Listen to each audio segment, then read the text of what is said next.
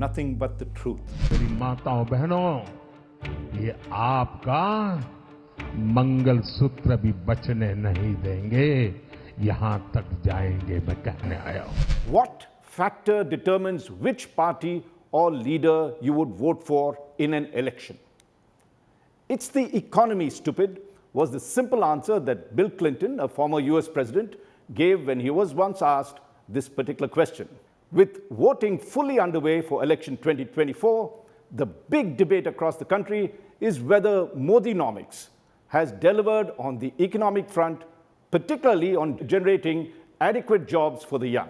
Hello, I'm Raj Chengap of India Today, and in this episode of Nothing But the Truth, we will assess the track record and performance of the Modi government on key economic issues and parameters, especially on unemployment and inflation, and whether these economic factors will determine how and whom we vote for in this election.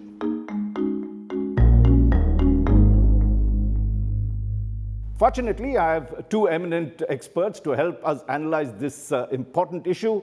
Let me welcome at this point Surjit Bhalla, one of India's leading economists who has served as the Prime Minister in the Prime Minister's Economic Advisory Council, apart from holding top positions in the IMF and World Bank. He has just published a book, How We Vote, the Factors That Influence Voters. So congratulations, Surjit, on your new book, and welcome to Nothing But the Truth. Thank you. Now let me also welcome my other guest, Subhash Garg, a former Union Finance Secretary under the Modi government, who has also authored books on the Indian economy. His most recent one being We Also Make Policy, an insider's account of how the Finance Ministry functions. So Subhash, thanks for taking time out to be on Nothing But the Truth. Thank you. Surjit Bhalla, let me begin by asking you about this seeming paradox. Every major poll, including India Today's Mood of the Nation poll, says that unemployment and rising prices are the biggest issues in this election, and a majority were unhappy with the way the Modi government had delivered on these issues. Yet, these same polls predict that Modi and the BJP are poised to win a third consecutive majority. So, Surjit, do give me three major reasons why you do agree or don't agree with these findings, and if you could explain the paradox. Yeah.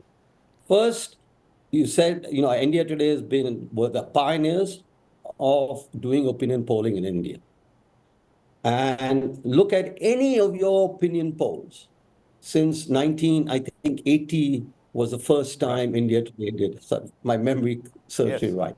Any of your opinion Mood of the Nation polls, and you will find every time, no matter what is happening, your opinion polls, and so does every other opinion poll, comes out with the notion or with the conclusion that price rise matters, because you ask the question, price rise. Right. And tell me one instance where prices have not risen anywhere in the world. Second, you ask, do jobs matter? Tell me one time you're saying, no, jobs don't matter, or everything is perfect with the economy. So I think a lot of research needs to be done by India Today, since you are pioneers, you are in the best position to do it, to look at these questions again and phrase them. Now coming to the reality. The reality is, at least the conclusion I reached after intensive analysis, and if I can flag my book for a second, okay. In this book, let's see if it comes out. No, it doesn't come out. Thanks. Okay. Anyway, yeah. In this book, what I show is that what matters, to your original question, what matters the most to a voter throughout history is how the economy has done for him or her. So how has your personal welfare improved, which may or may not, in your mind, include jobs, include inflation, include everything else. But what matters is how the economy, dominantly, what matters is how the economy has done. So if the economy hasn't done well, then I think the incumbent government is in trouble. If the economy has done well, it is. Now, I want to emphasize, this doesn't mean that there are no other determinants. All it means is that this is a dominant determinant. Okay. I'll come back to you, Surjit, on this. But Subhash, I had interviewed the Union Finance Minister Nirmala Sitaram just last week, and along with my colleague MG Arun. And this is for India Today magazine, of course. And she admitted that when I asked her the jobs question, she said, and how much employment has the Modi government provided? She admitted that hard data on actual employment figures is hard to come by, but argued that startups, the Mudra and infra project, infra projects that they had brought in had produced millions of jobs. What is the truth? You've been an insider. Did we have a jobless growth, and how much do you think, in terms of employment, has the Modi government succeeded or failed in this? See, Raj, my sense is that the way the economy is developing in the industrial age for quite some time in last decades, and now in the digital economy sense, the human labor was substituted by machines earlier. And now the intellectual labor is being substituted by the applications, artificial intelligence and all. And the traditional jobs in agriculture and all are very also getting mechanized and all. So if we look at employment in the classical sense, in the industrial sense, that people will get employment in factories or farms or platforms, services, that doesn't hold any longer true. There is a secular trend of employment as such, not the unemployment ratio, which is a very defective measure, employment of the eligible people, that is actually trending down, and this trend will increase. So I don't think the governments should be too much held accountable for the declining unemployment or joblessness, so to say, in the world, in the economy. Even government's own employment in government services, etc., that's also getting mechanized, digitized and all.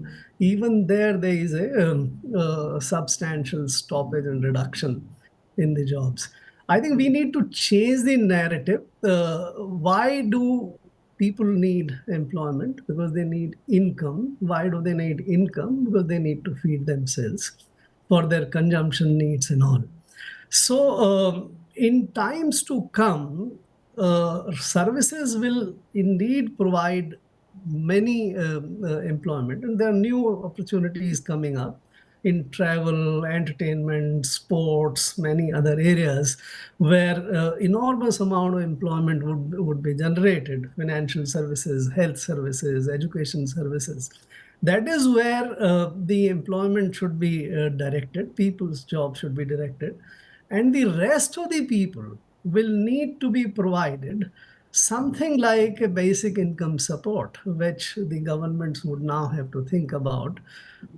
And that is possible only by, because remember, the mechanization, automation, artificial intelligence is not reducing the global output. Global output is still, value addition is still rising. It is rising less because the population has also started, global population has also started, and we have reached to this. And therefore, output for consumption is not a problem. It's redistribution from the riches who collect most of the income and profits to the ones who don't get the employment through a universal basic scheme or something like this, which Modi government in a way indirectly is doing. For farmers, 6,000 rupees, for most people, this 80 crore people giving by way of free food, etc. So these are in a way prototypes of the future income scheme. So I don't hold the government responsible too much about it.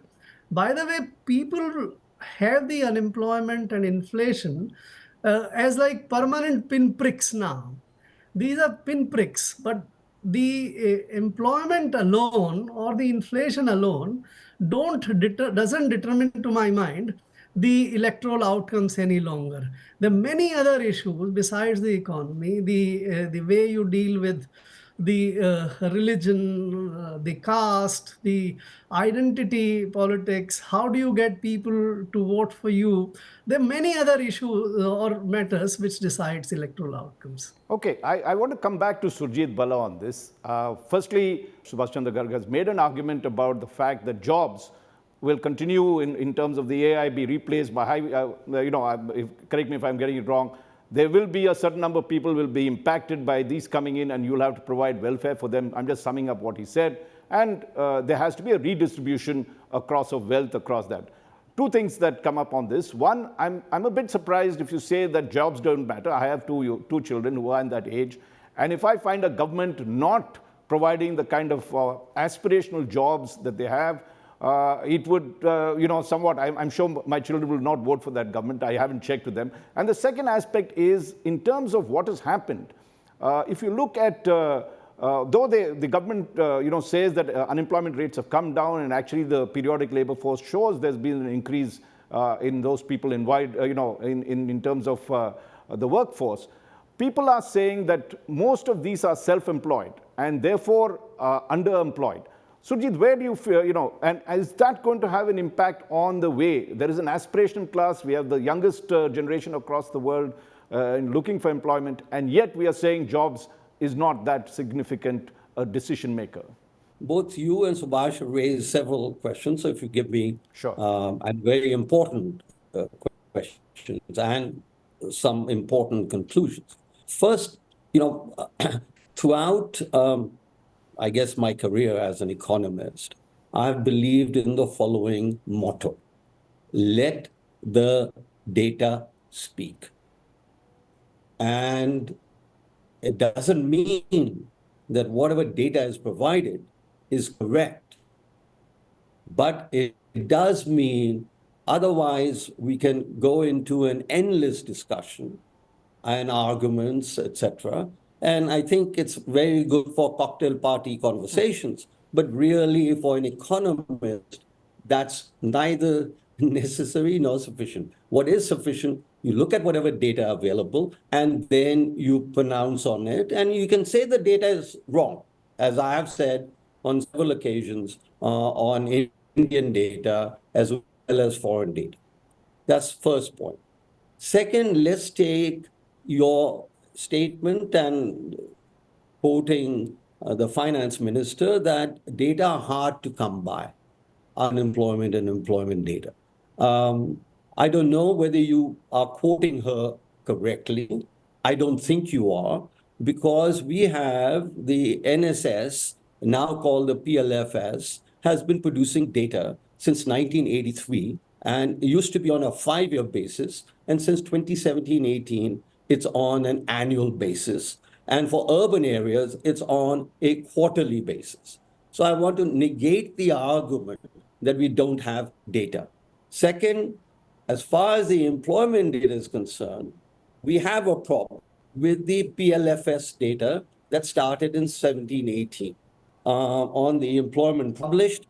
2018, I think Subhash must know about this paper when I was at the PMAC, that did this analysis of unemployment and employment, and it turns out that above the age of 30 and above, the entire working age, the unemployment data in India, the unemployment rate in India is about 1%.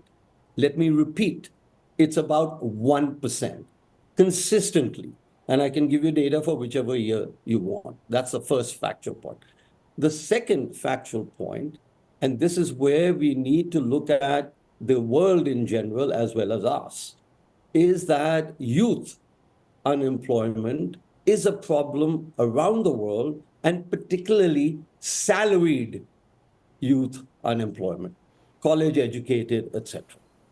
That is a problem. It's a problem in China. It's a problem in every country in the world, save the US. And that I had argued in a book in 2017-18, which I know Subhash must know about, called The New Wealth of Nations. And I'll give you the following simple statistic. If you look at graduates, college graduates, in 1993, look at the Western world and the rest of the world. There were about 55 million new college graduates every year in 1993 Okay. in the US, in the Western world, and the same amount in the rest of the world. Okay? Same amount. 93 was a great equilibrium. After that point of time, now, the college graduates, new college graduates in the Western world has gone up from something like 53 to something like 60 or maybe 65 million a year. The rest of the world has gone from 53 to 300 million. Now, we can argue that, look, the quality, and the same problem was there before. So that is why if you are a college graduate, you are in trouble, no matter where. So so 2 points. Then we have, in terms of total jobs, you had said most of this is in self-employment or whatever. And there's a paper coming out, and I'll be happy to discuss it on your show again, which shows that basically the share of self-employed workers has broadly stayed the same from ever. What has happened, though, is that casual workers' share of jobs has gone down and salaried workers' share has gone up. Self-employed about 50%, casual workers about 25%, and salaried workers about 25%. Last point, in terms of the total jobs created, and this you can include family labor, whatever it is that people often do, there have been, the last 4 years have been the highest job creation period in Indian history. The second highest job creation period in Indian history was under Bajpayee, 1999 to 2004. This is all publicly available data, and nobody has yet questioned. As I said, 17, 18, people have questioned, I've questioned, 18, 19, I've questioned, but not the others. So what we have, what we should ask, you mentioned jobless growth. The term first came into being during the 2004 to 2011 period. That's when the first time the term jobless growth came into the Indian. We are the fastest growth and the slowest employment growth ever. There is no period before or no period after with a slower job growth. So let's be, let the data speak. Okay. We need to find out of the world, and what Subhash is saying about AI, etc., absolutely correct. But let's speak on what has happened already. Right. And what has happened already, which has to your original question, how will it affect the vote? The unemployment rate amongst, last data I'm going to give you, the unemployment rate amongst the youth has now, in 2019, was 14.8% amongst the youth, and the youth are defined as 18 to 29. This is NSS data, PLFS. Today, it is 10.2. Still high, okay? And I got the various age groups if you want. Sure, no. I get the larger point you made, Surjit. Only to add that you can read the latest issue of India Today, and you will find Nirmala Sitharaman, the Union Finance Minister, talking about this particular fact in terms of data of jobless, employment. But I want to come to Subhash now, and let's move it to the actual thing in terms of growth, GDP growth. And here, the official figures are impressive. They show that India has come, has bounced back, and currently maybe FY24 will report a 7.6% growth. Though there is now concerns, and this is the big argument that is there, that there is a K-shaped growth with the upper angle of the K going, favoring the rich and the middle class, and they've done well. But in the lower angle, the poor have got poorer.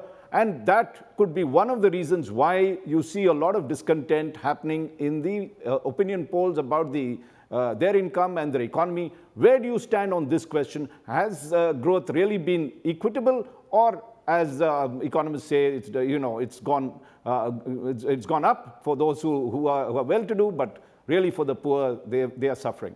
Thanks, Raj. Just a quick comment on the employment and the data question. before I come to this. I think we have the PLFS data, which is good now, but we don't have a very good system of national payroll accounting. We don't have payroll data, nor our farmers have a good farm employment data and all. Two things just I will point out, which gives me a sense of restlessness, that there is not everything is hunky and dory. The government has created a website for unorganized sector guys who who need employment. And in that, there are about 28 crore to 29 crore people who have registered. That shows that there are so many people wishing. And today, only one benefit which is available there is that you have an insurance, accident insurance. Even for that, so many people are prepared to register themselves. And recently, if you had seen the IIT placement data, that also gives me quite a good deal of worry. About 35 to 40% of IITians could not get placement. This shows that there is something really seriously problematic. Our MBA institutions, IITs, which are the big of them, they are also, and the salary levels about 4 to 5 lakhs a year to an IIT, and I suggest this indicates a serious situation. Coming back to your growth question, I do agree that in last 3 years after 22, there's been a decent recovery. On an average, we have grown at about 7.5%. But we must not forget the first 2 years of the Modi government second term. The first year we grew only by 3.7%, and the second year we grew by negative 5.7%. If you take 5 years growth together, it comes to less than 4.5%, which is nothing great to write home about. And on top of that, what you referred about the K-shape kind of recovery or growth, which is very much evidenced. If you look at the corporate profits, and these are all reported now, which is also in a way reflected in the stock market exuberance you see there. The corporate profits of the NSE companies and the BSE companies have actually roughly become 3 times of pre-COVID period per annum. And that's a very large increase in corporate profits. And the other part of the value addition, which goes to the labor, has not actually seen much of the increase in the larger economy. If you take NREGA wages rates or real economy wages rate and all, so there is certainly a good evidence, and why the IIT salaries have remained frozen at 5 to 6 lakhs. So this suggests that there is a very big K-shaped kind of recovery or growth happening. It's good for Indian economy. Growth can be sort of brought about by the larger companies and at scale, because you have to be competitive. Today we talk about the MSMEs, etc., but that's a very romantic view about the MSMEs. They are not real competitive force in the world, to my mind. The growth has to come from these champions. But then, if we don't distribute, or if we don't redistribute this to the poor through universal basic scheme or something like this, then we will have an outcome where a part of India grows very well, becomes very rich. By the way, this is also reflected in the another set of data which comes out from the RBI and the government. People are taking a lot of personal loans. The rise in personal loans in Indian economy in last 2.5, 3 years has been massively increased. And the net savings as a result, net financial savings as a result, have also come down. So that means that people have to draw on their saving stocks to do their consumption, as well as do some of the house building work, etc., which is required. So on the whole, good recovery in last couple of years, but the overall sort of economic well-being for the people at large is has leaves a lot of things to desire. Surjit, we've got about 4 minutes, so you can tell us what you think about this K-shaped recovery, and also Look, I will give you an economist view, not the Lal Street view, what is happening to stock prices or whatever. As an economist, what you look at is the investment rate. The investment rate today in India is about the highest it's been in its history. And I'm talking about the real investment rate, not the nominal investment rate, which is around 31%. The real investment rate is somewhere around 37, 38%. And that was the peak rate in 2004 to 2011. Second, and I think, Econ 101 says investment determines growth, not what is the evidence on a K-shape. Well, let's look at, Subhash is in 2019, 2022. We have the government's data. So unless you say this data is all wrong, the ACS, Consumption Expenditure Survey, from 2011 to 2022 shows quite a robust growth in consumption. And this is excluding the free food, etc. And what that shows is that inequality, consumption inequality, for the first time has gone down in India. It's less unequal than it was before. And mind you, this is never observed, has never been observed for any other country. Most countries show an increase, albeit marginal, of inequality or large increase. A decline is something not. Then I want to come back to you had made the point about aspirational jobs. It's very good we are moving the debate from jobs to aspirational jobs. And I thought Subhash would mention, and you would mention, that I think Subhash did mention that, some government job, people are registering. There are 20 million people applying for a government job and only 400 million people in India. So, whatever it is. Okay. The government has to look at its hiring process, a fat salary that the government provides to everybody, including high-level people like Subhash and others. I would apply for the job. Okay? I may not get it, but I will apply for that job. So look at applications. Don't look at applications. Don't look at that. Look at what's actually happening. You have the data. So either you can say the data are wrong, but if you accept the data, don't tell me how many people have registered for employment. That is absolutely irrelevant. Last part on savings. The investment rate is the highest. The savings rate is only lower to the investment rate by about 3% of GDP, which means we are saving something like 34, 35% of our savings. So tell me what's the problem? And where's the K-shape?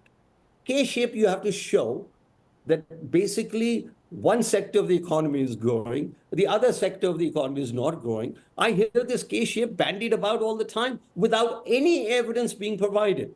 So please, let the data speak. Don't invent data, or don't choose the data that suits your particular thing, like unemployment, etc. Look at a historical context as well as a time series context for India. So I've actually run out of time, but I saw you, Subhash, put up in 30 seconds, a quick reply, and then I'll have to really wind down because the producers, on my thing. Really very short. The consumption growth as per the NSO for 5 years is 4.5% and less. It's not a great consumption growth. I said 2011 to 2022, 11 years. 11 years. The investment growth, I have put a paper very recently. The way the foreign investment is collapsing in India, in first 9 months of 23, The decline in India is 54%. China is 94%, but India is also 54% than the year before. And our biggest showpiece, which is startups, we are doing very well. But for last 1.5 years, 18 months, if you look at it, the kind of funding winter they are experiencing, kind of devaluations they are, the Baijus of the world have gone down from 22 billion to 200 million. And I said we should be serious enough All right. to read these portents and the indicators. All right. Thank you. Thank you, Do I get Surjit. 30 seconds? Surjit Bhalla, and sorry, we have a time constraint, but thank you, Surjit Bhalla and Subhash Chandran. We could argue till the votes were sealed and counted, but really, very, very fascinating insights from both of y'all and perspectives that have been truly enlightening. And in a great democracy like India, ultimately, it will be the voter who will decide whether the Modi government has performed well on the economy or not, and should be voted back or not. So thank you very much. And for more details, do read the latest issue of India Today, which has in-depth assessment of the Modi government's performance on key parameters defining the Indian economy. Thank you for being with me on this show. I look forward to having you with me in the next episode of Nothing But the Truth. Nothing But the Truth.